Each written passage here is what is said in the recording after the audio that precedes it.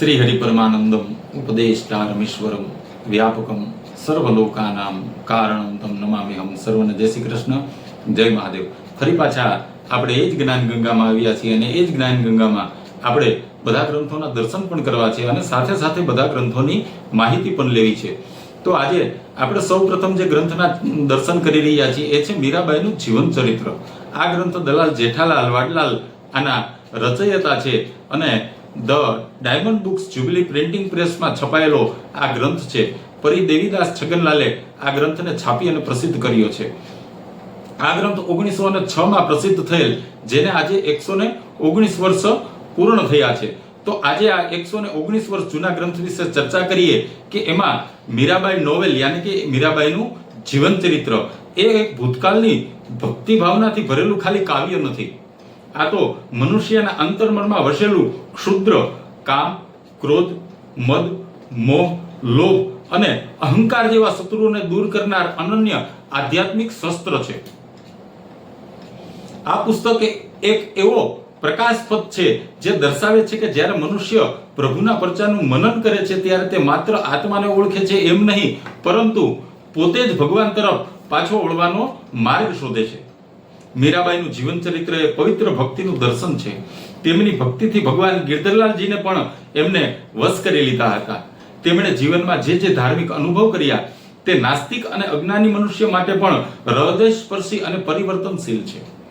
તુલસીદાસજી સાથેનો સંવાદ, વ્રજમાં રૂપ ગોસાઈજી સાથેનો સંવાદ, આ તમામ પ્રસંગો માત્ર ભાવનાત્મક નહીં પણ આત્મબોધક અને જીવન પરિવર્તનકારી છે.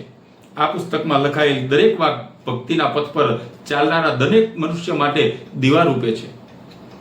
તે આત્મશોધનના દરવાજા ખોલે છે. આપણને પણ આ ગ્રંથને વાંચી અને જીવનમાં ભક્તિનો ઊંડો આશય સમજવો જોઈએ. આ ગ્રંથ ખાલી મીરાબાઈના જીવનના કથાવસ્તુ સંગ્રહ નથી, પણ દરેક આત્માને ભગવાન તરફ દોરી જાય છે. જે માનવ ભગવાનના પરચાનું મનન કરે છે તે આત્મસુખ અનુભવે છે અને એ મનુષ્ય ભક્તિ દ્વારા પાપ કર્મોથી મુક્ત થવા લાગે છે. આ ગ્રંથ એક અવાજ છે જે આપણા અંતરમાં ભક્તિના દ્વાર ખોલી નાખે છે, જેનું વાંચન માત્ર જ્ઞાન નથી આપતું પણ જીવનને બદલવાની શક્તિ ધરાવે છે. આવો આપણે પણ આ જીવન માટે માર્ગદર્શિકા સમાન આ ગ્રંથને વાંચો, વિચારો અને આપણા જીવનમાં ભક્તિના સરોવરનું નિર્માણ કરીએ. શબ્દો પણ ઓછા પડે એવી આ પ્રેમ ભક્તિ અહીં વણાયેલી છે. એ છે મીરાબાઈનું જીવન ચરિત્ર. ત્યારબાદ આપણે જે બીજા ગ્રંથના દર્શન કરી રહ્યા છીએ એ છે ચમત્કાર ચિંતામણી. આ ગ્રંથ ભટ્ટ નારાયણ દત્ત કૃત છે અને બ્રજબિહારીલાલ શર્મા દ્વારા રચાયેલો આ ગ્રંથ છે. આના ટીકાકાર માલી દેવજ્ઞ ધર્મેશ્વર છે અને મોતીલાલ બનારસી દાસ દિલ્હી, મુંબઈ, કલકત્તા, બેંગ્લોર, વારાણસીથી પ્રકાશિત થયેલો આ ગ્રંથ છે. જ્યોતિષ શાસ્ત્ર એ માત્ર ભક્તિ દર્શન નથી કે ભવિષ્ય દર્શન નથી, એ બ્રહ્માંડના રહસ્યોને સમજવાનો એક દિવ્ય માર્ગ છે. આ માર્ગને સરળ અને સમજણીય બનાવવાનો પ્રયાસ વરામિહિરથી લઈ અને નારાયણ ભટ્ટ સુધી અનેક વિદ્વાનોએ કર્યો છે. આમાં જ્યોતિષના મુખ્ય 3 સ્કંદ છે, જેમાં સંહિતા, તંત્ર અને હોરા. જેમાં હોરા સ્કંદ છે એમાં જાતક, મુહૂર્ત, પ્રશ્ન, પંચાંગ વગેરેના વિષયોનો સમાવેશ થાય છે. ફળાદેશ જેવા દુર્ગમ વિષય નારાયણ ભટ્ટે ચમત્કાર ચિંતામણીમાં સરસ અને સંક્ષિપ્ત રીતના શ્લોકોમાં ખૂબ જ સુંદર રીતના આપેલા છે.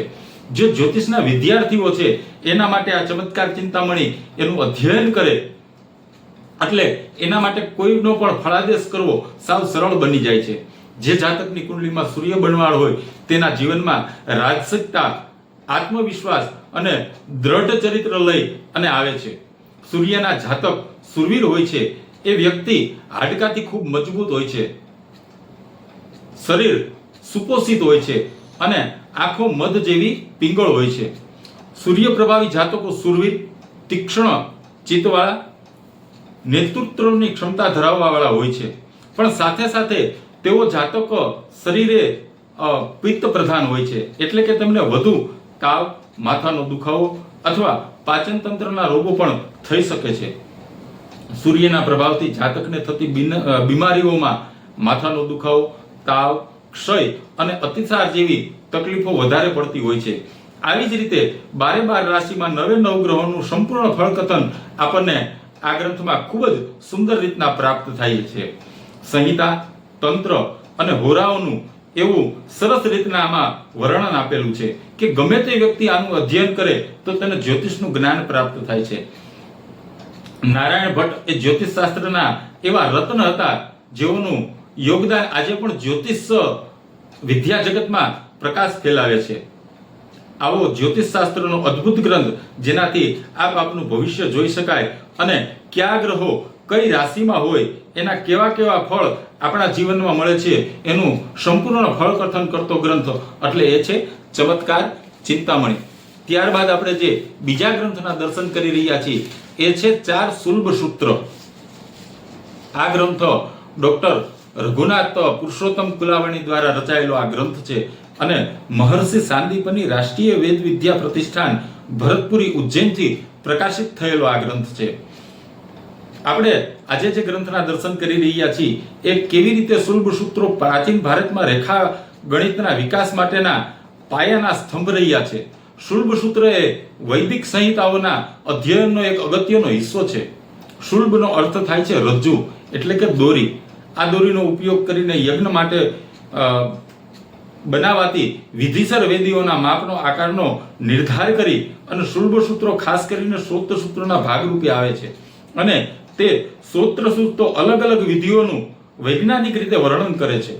શુક્લ યજુર્વેદમાં કાત્યાયન સુલભ સૂત્ર મળે છે જ્યારે કૃષ્ણ યજુર્વેદમાં 6 સુલભ સૂત્રો મળે છે.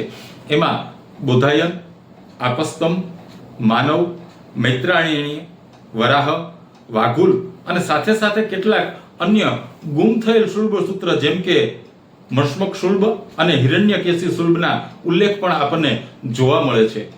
બોધાયન સુલભ સૂત્ર સૌથી જૂનું માનવામાં આવે છે અને એનું કદ પણ મોટું છે.